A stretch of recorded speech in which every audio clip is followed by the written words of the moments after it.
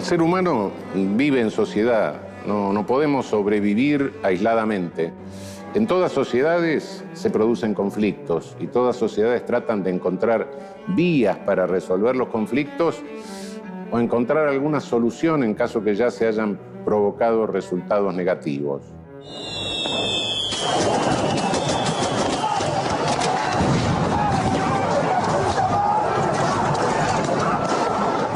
El 19 de diciembre de 2001, en medio de un clima social efervescente, una situación socialmente caótica, políticamente complicada, se desató la represión policial más fuerte, diría, producida durante los años de la democracia.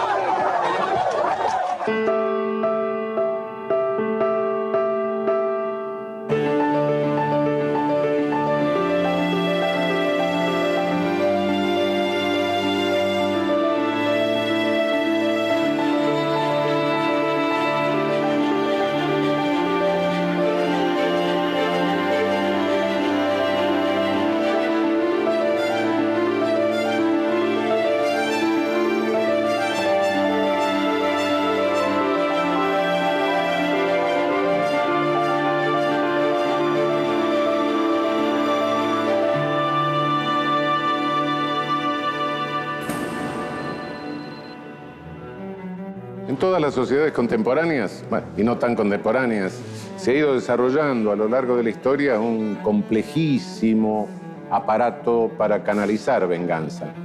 Es decir, si los estados no se ocupasen de canalizar la venganza, toda la conflictividad que genera resultados dañosos derivaría en un verdadero reguero de sangre.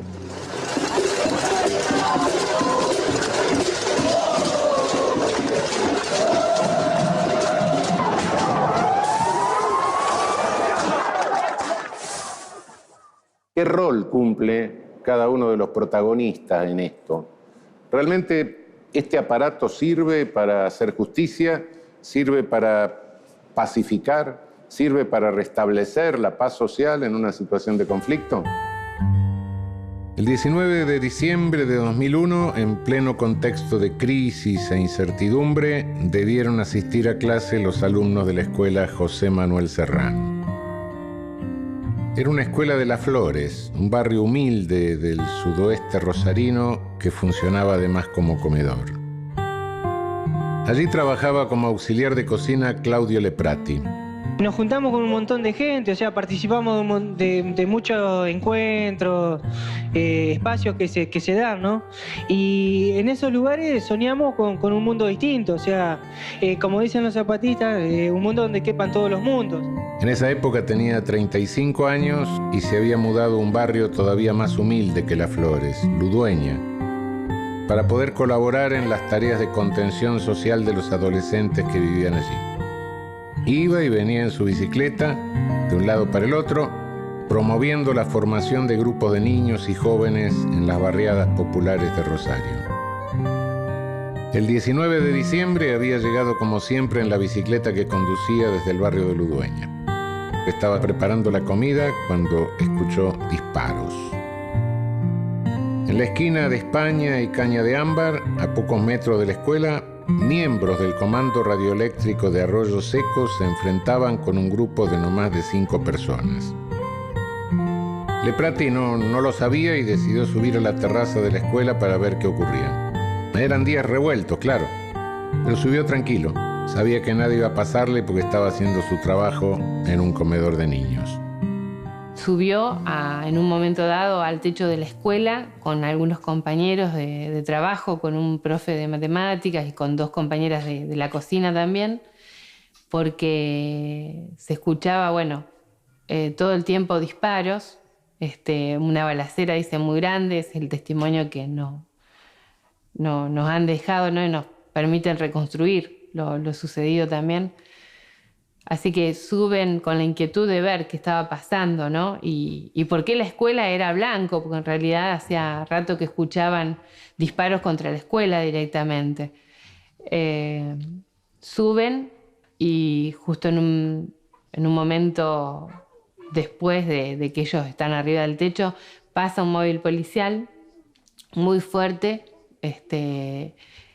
y disparando, ¿no? Disparando hacia arriba, hacia la escuela. Entonces, mi hermano y sus compañeros también les gritan, ¿no? Les dicen qué están haciendo, si no se dan cuenta que eso es una escuela, que ahí están por servir la comida. En un momento más había un montón de menores, de chiquitos, por recibir la comida, ¿no? Y la respuesta a todo esto fue que ese móvil policial se detuviera casi llegando a la esquina de la escuela, retrocediera muy rápidamente y del móvil se bajaran 2 de los 3 policías que estaban arriba. O sea, el conductor no bajó, sí descendió quien estaba delante, que era el jefe del operativo además, Rubén Pérez, y quien estaba atrás, Esteban Velázquez, que era un agente en aquel momento que dispara y es el que le da en la garganta a Pocho, ¿no? Y lo mata.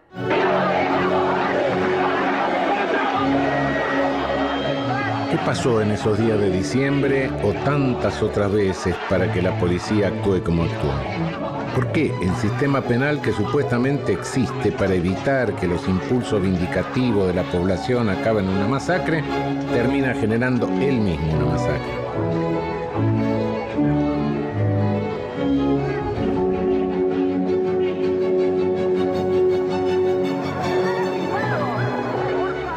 Pero para comprender esto es necesario saber cómo funciona el poder punitivo. El poder punitivo funciona por segmentos. Está sectorizado y cada uno de estos sectores, cada uno de estos segmentos de poder punitivo funciona autónomamente, compartimentalizado, tiene sus propios controles de calidad, sus propios objetivos, etc. De modo que en conjunto da la sensación de ser una orquesta sin director o con muchos directores y nadie se hace responsable del resultado, del producto final. Por el contrario, por regla general se formulan imputaciones recíprocas entre los distintos sectores. Pero estas agencias no solo pugnan entre sí. La segunda característica tiene que ver con la idea de un sociólogo llamado Merton, que dijo que todas las agencias tienen un doble discurso. Un discurso público, moralizante para la policía, de justicia para los jueces, resocializador para los penitenciarios, de información para los medios, de bien común para los poderes legislativos y ejecutivos. Y un segundo discurso que se esconde y se dirige hacia el interior de las propias agencias, en donde aparecen sus verdaderas preocupaciones. En el caso de la agencia policial, es la mayor autonomía. En el caso de la agencia judicial, es la mejor infraestructura y estabilidad burocrática. En el caso de la agencia penitenciaria, es el orden interno y la seguridad preventiva de fugas y motines. Rating y sintonía con intereses corporativos es en el caso de las agencias mediáticas y cuestiones proselitistas en el de los políticos.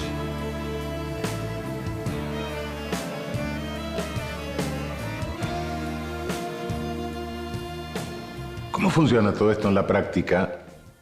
Bueno, por regla general, el problema es que funciona al revés que en la teoría.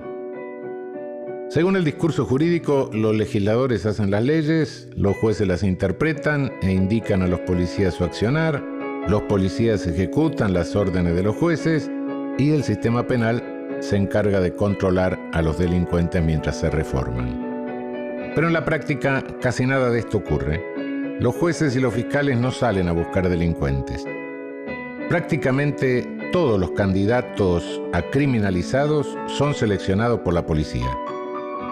Y los jueces tienen una especie de semáforo que da luz verde o luz roja a esos procesos de criminalización que son puestos en funcionamiento por la policía.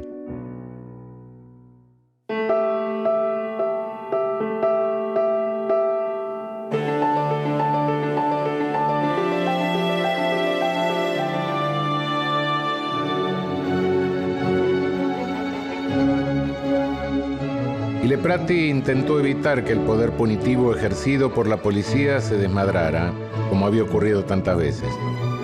Desde la terraza pudo ver cómo los agentes del comando disparaban e intentó detenerlos. Les pidió que pararan, los insultó y les gritó que bajaran las armas, que allí solo había pibes comiendo. Y aquí la historia se vuelve confusa, porque dos agentes del comando dijeron que dispararon tras escuchar detonaciones de un arma de pequeño calibre.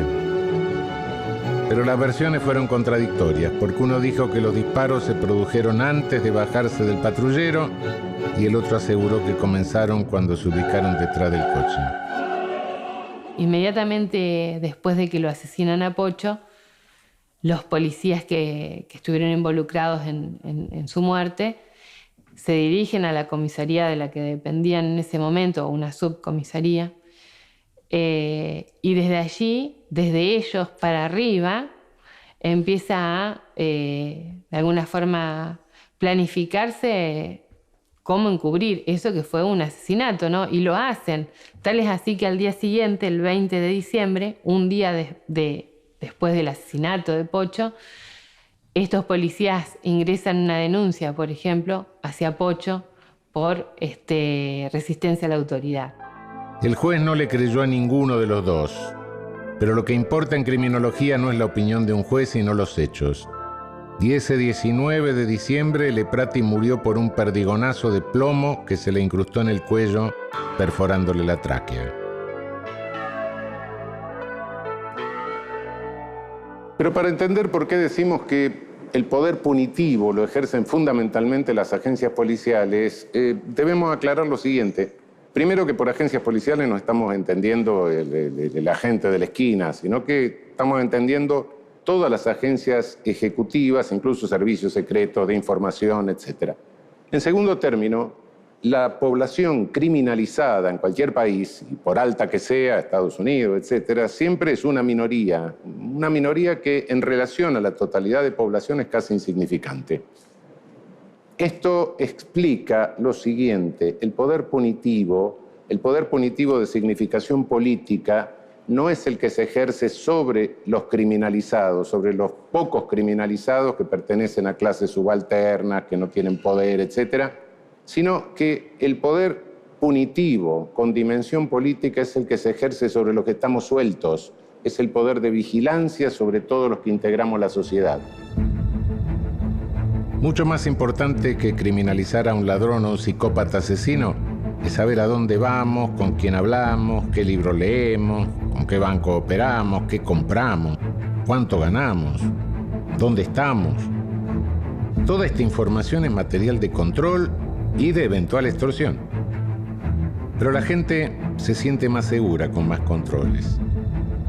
Ignora que puede caer en la inseguridad más absoluta si toda esa información llega a manos equivocadas. En realidad, todos los estados hoy día quieren controlar, sobre todo a los sectores más subordinados, a los que llevan la peor parte. Y bueno, establecen normas, establecen principios, a veces expresos, a veces no tan expresos, y sancionan a aquellos que violan esas normas, esos principios, al mismo tiempo que vigilan a todo el resto. Esto es lo que se llama el poder punitivo. Es el poder punitivo de los estados. El poder punitivo necesita ese puñado de ladrones y psicópatas asesinos para que el resto de la sociedad acepte ser controlada y espiada. Si no los hubiera, el poder punitivo los inventaría, pues jamás dejaría que su máquina burocrática muriera de inanición. A esto se lo llama hacer estadística. La agencia policial es solo una de las agencias que integran el complejo sistema penal. Pero los 39 asesinatos de esos 2 días son resultado de un desborde ocasional de esta agencia. o es la forma natural o la consecuencia más o menos natural de la operatividad del sistema penal.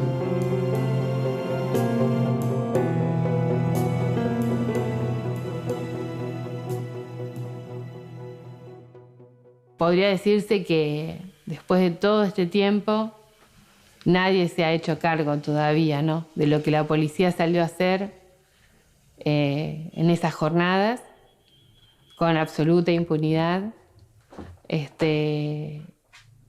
y cómo ningún responsable político ha tenido que rendir cuentas, ¿no? El problema no es que el sistema penal funciona desarticuladamente. Este no es el único problema. El problema es que hay una agencia que concentra casi todo el poder punitivo, el ejercicio del poder punitivo. Poder punitivo sobre los criminalizados, poder punitivo sobre la población en general, que es la policía, ¿no? De modo que en este difícil camino por hacer algo en pos de la justicia, uno de los principales problemas es justamente la policía. Muchas veces escuchamos que un agente detuvo a alguien por cometer una infracción de tránsito y le pidió dinero a cambio de no aplicarle la multa. Y si esto ocurre, tiene que ver con un desajuste del modelo. Solo una parte muy pequeña del presupuesto asignado a la policía se destina a salarios. Las decisiones las toman las cúpulas y no hay lugar para la discusión interna sobre la distribución de recursos.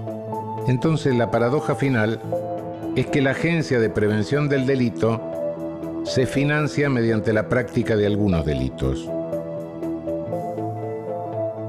Esta situación la tiene que resolver la política, pero lamentablemente los políticos no tienen una idea clara acerca del modelo de policía.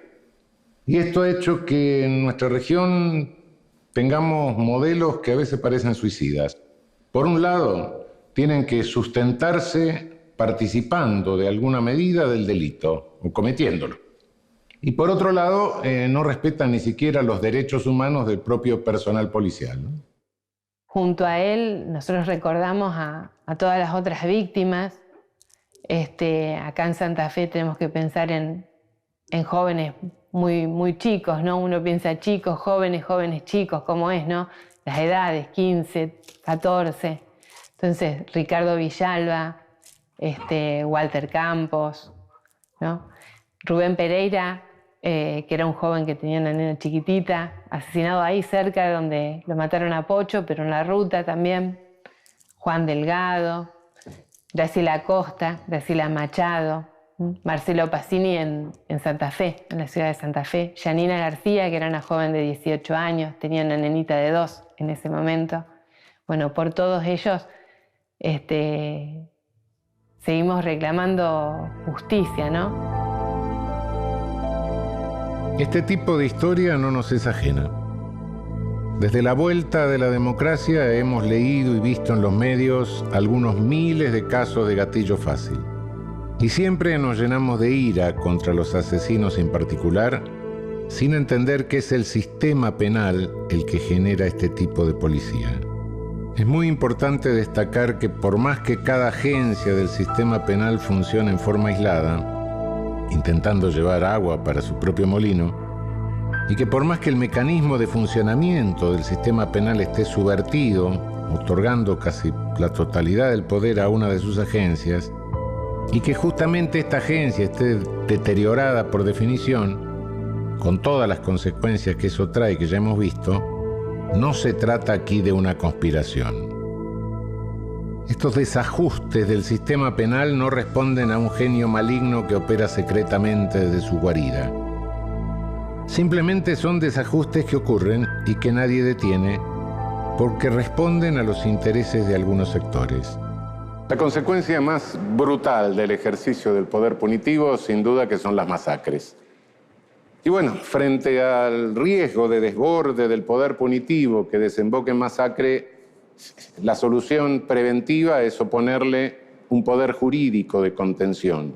Ese poder jurídico de contención es el que le puede oponer el derecho, el que le puede oponer los jueces, los fiscales, los abogados, etc.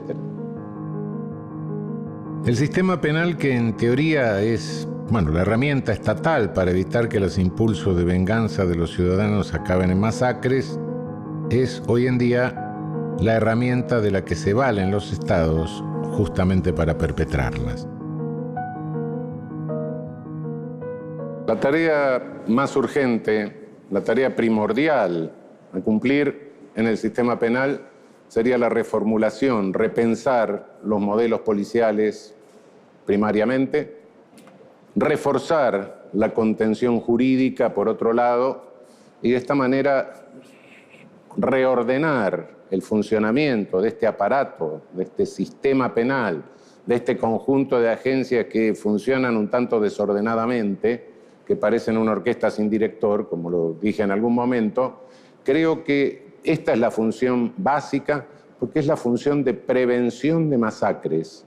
No creamos que con la ley internacional vamos a prevenir las masacres. No, la ley penal llega después que se produjo. Lo que nos interesa es que no se produzca y esto requiere la reformulación del aparato del sistema penal para contener cualquier posibilidad de desborde de poder punitivo.